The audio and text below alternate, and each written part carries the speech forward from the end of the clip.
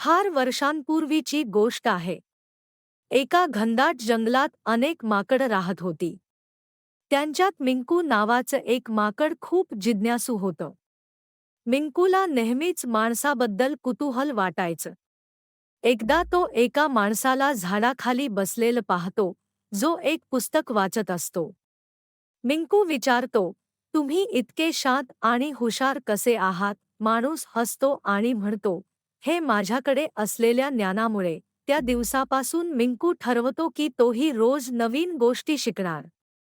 तो झाडं, फुलं, नद्या आणि प्राण्यांना निरखून पाहू लागतो. जसजसा तो शिकायला लागतो, तसतसं त्याला कळतं की प्रत्येक जीवात एक वेगळीच शक्ती असते. माणसाचं ज्ञान आणि माकडाची चपळाई एकत्र करून तो एक आदर्श प्राणी बनतो. या गोष्टीतून आपल्याला शिकायला मिळतं की प्रत्येक प्राण्यात आणि माणसात काही ना काही खास असतं. शिकण्याची इच्छा असेल तर आपणही खूप पुढे जाऊ शकतो.